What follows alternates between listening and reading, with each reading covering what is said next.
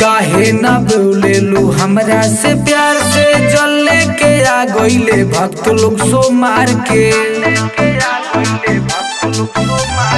काहे ना बोलेलू हमरा से प्यार से जल के आ गईले भक्त लोग सो मार के।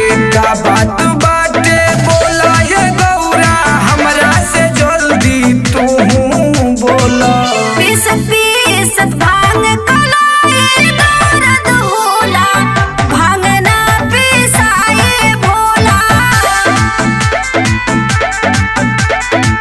हमसे ना पिसाए भोला।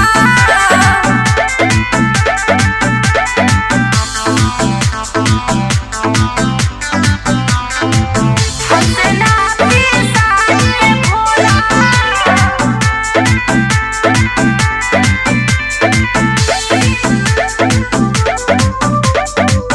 मिसरी मलाई खाई छोड़ी भांग गाजा भोला।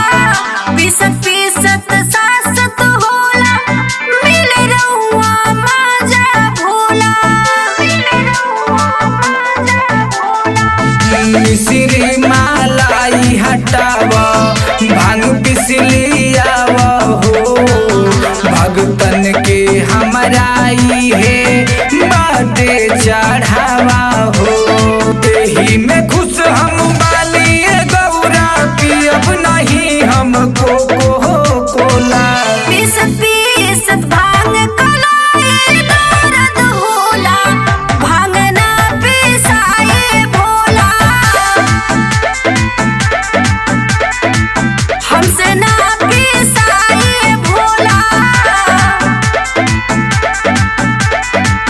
हमसे ना पिसाए भोला। हमसे ना पिसाए भोला।